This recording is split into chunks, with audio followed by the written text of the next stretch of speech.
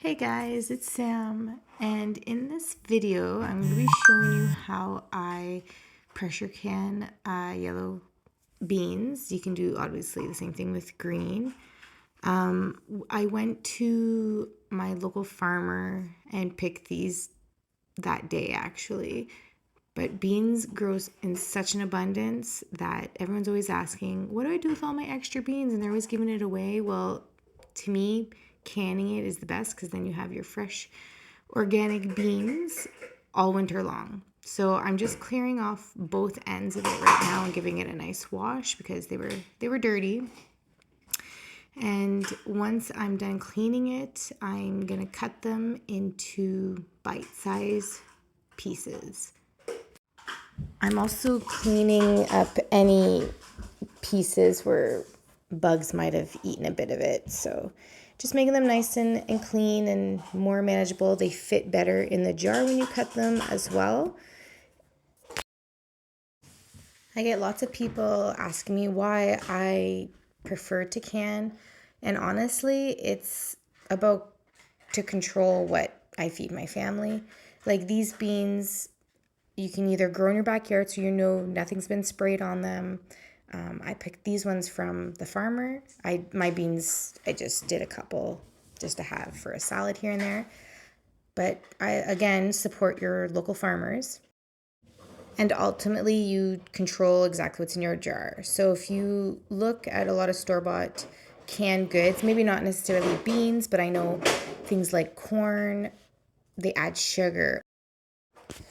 In chickpeas, they add EDA, and I'm really not for all the extra stuff. So this is my way of taking control of what I feed my family.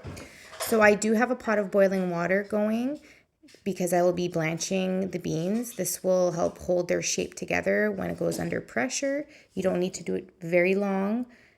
I'm going to be doing it I did it about for 2 to 3 minutes. That's all it really needs. Again, you're just blanching them.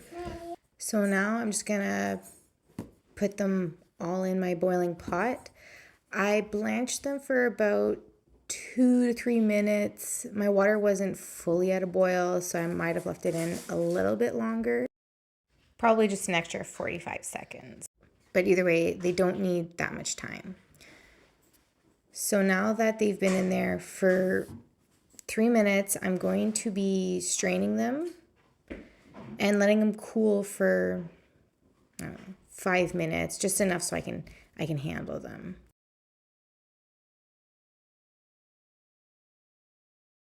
Now the fun part. So because we blanched them, they're also a little softer, so you can really pack your jars. When you don't pack them a lot, the beans will float to the top and you'll have a bunch of liquid at the bottom, which is fine. But in this video, we're gonna pack them real tight.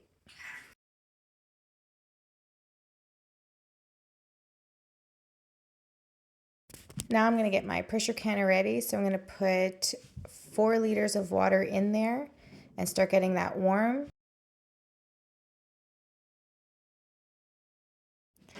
Now I'm adding a 1/4 teaspoon of salt to each jar. You don't have to do this. I just prefer having my beans having a little bit of salt.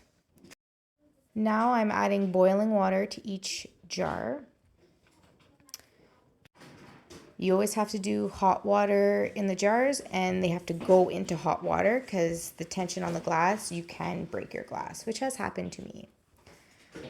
Once they are all finished, I'm taking vinegar. You don't really need to because it's just water, but I do it anyways. And you wipe all the tops down to make sure that there'll be a good seal. And one thing I forgot to do, which I had to redo those jars, was use a butter knife to release the air in there and top it up with more water if needed. And that's what I am doing here.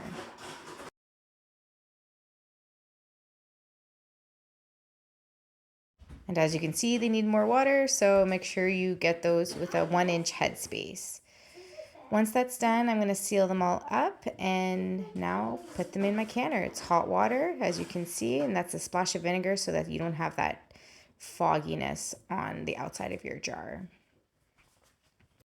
Once it's all sealed, I'm going to let it vent out of the steamer for 10 minutes and bring that up to 10 pounds of pressure for 20 minutes.